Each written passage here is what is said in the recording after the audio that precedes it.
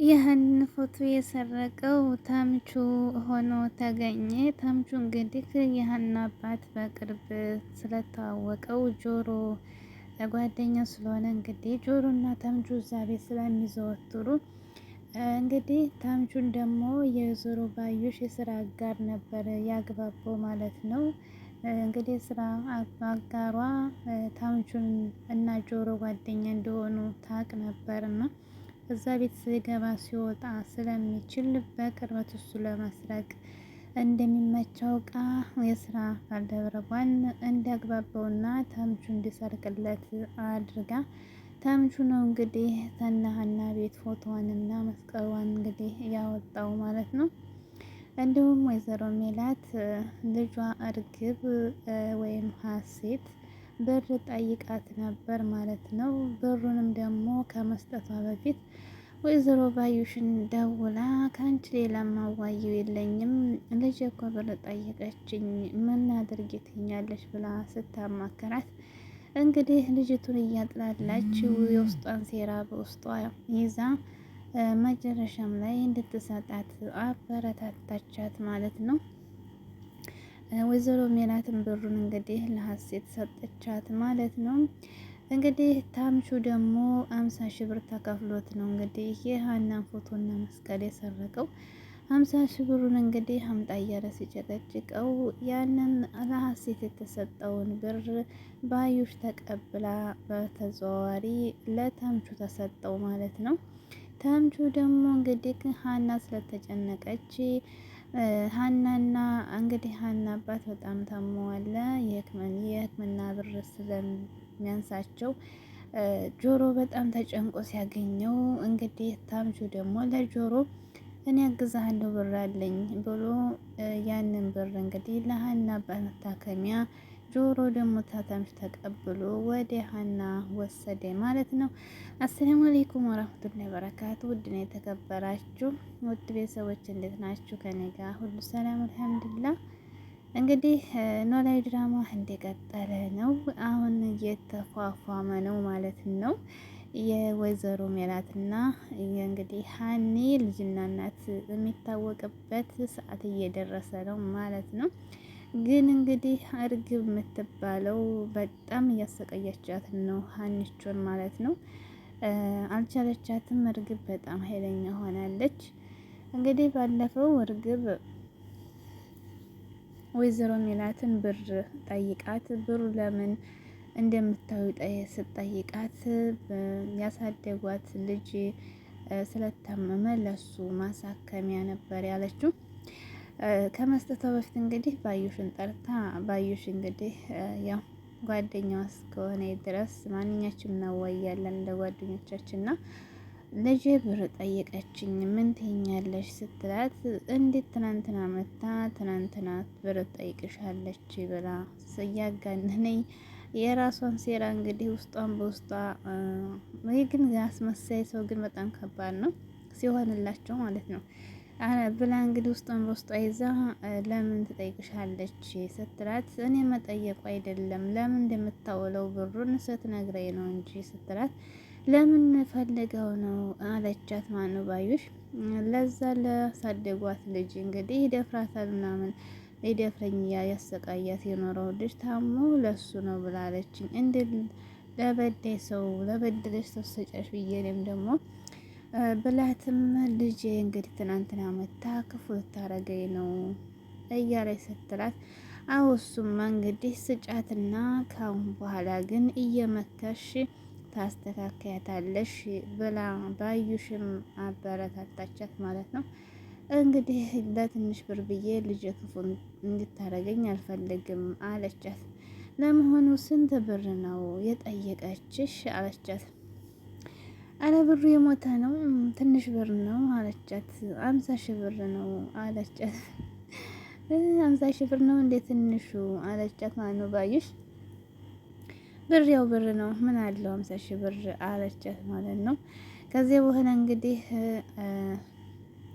ሀኒቾ ተመጣይ በኋላ እርግብ እንግዲህ ሁሉም እናይቱም ወደ ቤተ ክርስቲያን ሄዳ ሰላም የለችም። ናቲሞ ትምህርት ቤት ሄዶ ብቻዋን አገኝታት በጣም እየሰቃየቻት ነበር ማለት ነው። ሰላምታ እንኳ ስትላት ሰላም አትመልስም ማለት ነው። በጣም ክፉ ነች። እንግዲህ ስራሽን አሳምረሽ ስሪ፣ ስራሽን ለመስራት ከፈለሽ ይህን ሰሞኑን የምታደርጊውን ነገር አቁም እያለቻት ነበር ማለት ነው። እሷም ደግሞ እንትኔን መልሽልኝ እያለቻት ነበር። እሷም ደግሞ አላየሁም ግዴታ ተመልሻለች ስትላት የምታመጪውን እንግዲህ አሳይሻለሁኝ እያለቻት ነበር ማለት ነው። ከዚያ በኋላ እንግዲህ ላስጠነቅቅሽ ነው። አሁን በኋላ ለመስራት ከፈለሽ ስራሽን አድበሽ ስሪ፣ ከኔ ጋር ያለውን ነገር አቁሚ፣ የምታረጊውን ነገር አቁሚ፣ በተደጋጋሚ መኝታ ቤት እያየሁሽ ነው እያለቻት ነበር ማለት ነው። ደግሞ ሀኒቹ እንግዲህ ያንን መስቀል ለመፈለግ ወደ መኝታ ቤት ገብታ ድንገት ወይዘሮ ሜላት ደረሰችባት ማለት ነው። በጣም ያሳዘነች በእውነት ማለት ነው። እኔ እኮ ሀኒቹ በጣም ነው የምትደነግጠው። በጣም ወይኔ በጣም ነው የምትደነግጠው እና በጣም ተንቀጠቀጠች እና ያው ለወይዘሮ ሜላት ደግሞ ልሰርቃችኋለች ምናምን ስላለቻት ወይዘሮ ሜላት ደግሞ ያ ነገር ጭንቅላቷ ላይ መጣላ ማለት ነው። እንዲሁም ለሰላም እየነገረቻት ነበርና ሰላም እንደውም ይሄን ንግግርሽን ከውስጥሽ አውጪ፣ ሀና እንዲህ ያለ ነገር አታውቅም እያለቻት ነበር ማለት ነው። እንዲሁ አባቷ ታሞ ከሆነ ብር ፈልጋ ከሆነ እያለቻት ነበር።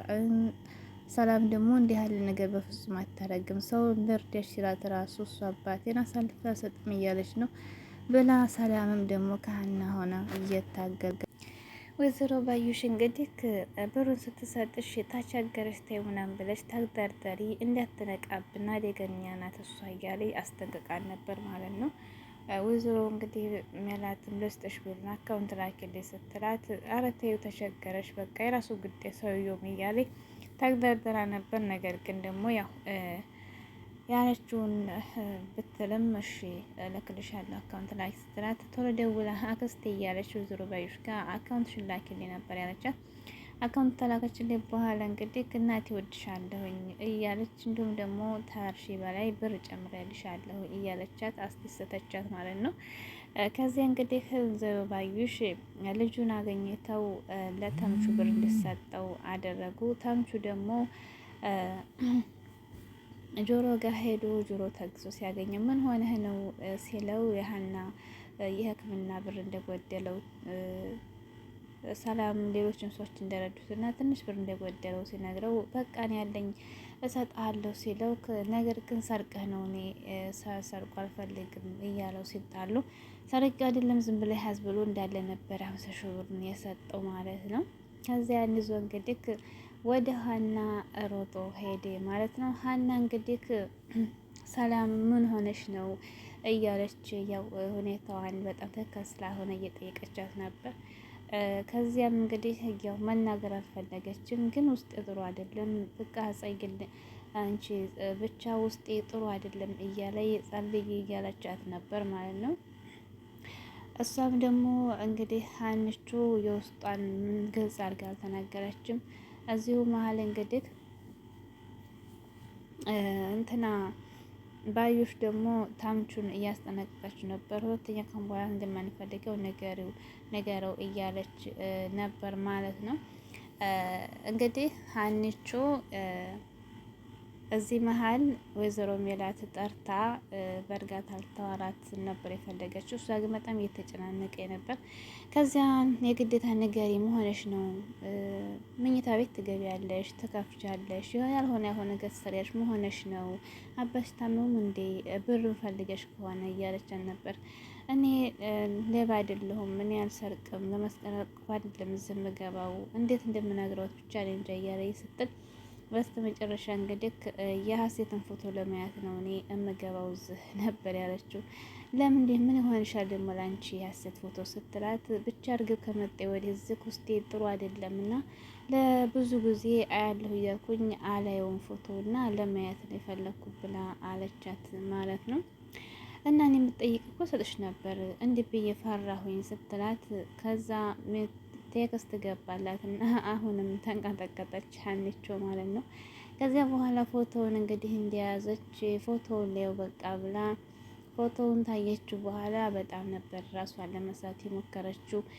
ራሷን ፎቶ እንግዲህ ነበር ያየችው ማለት ነው። ከዚያ በፎቶው እንግዲህ እንደደነገጠች ስልክ ተደውለላት ማለት ነው። አሲር እንግዲህ ደውሎ ያው ብር ስጠሽ ነው የሚላት እና እንግዲህ አባቴ ምን ሆነ እያለ ቀጥታ ፎቶን ጥላው ነበር በእርግጋ ሄደችው ማለት ነው። ቀጣይ እንግዲህ የሀንቾ ያው የሀና አባት በጣም ታሞ ይሆን ወላ አሲር ብሩ ስለሞላ ሊሰጣት ይሆን የተደወለላት ጥያቄ ነው። እንዲሁም ቀጣይ እንግዲህ ያን ፎቶ ታይቷል። ሀናና ሜላት እናትና ልጅ መሆናቸውን ይታወቅ ይሆን? እንግዲህ የሀና አባት በጥናት ታሞ ይሆን ወላ የሀና አባት ሊታከሙ ብሩን ጆሮ ሊሰጣት የድስት ስሌ ነግራት ይሆን ያስደነገጣት? ቀጣይ እንጠብቃለን። ውድ ቤተሰቦች ሰብስክራይብ እያደረጋችሁ እንግዲህ መታወቂያቸው ቀርቧል ማለት ነው።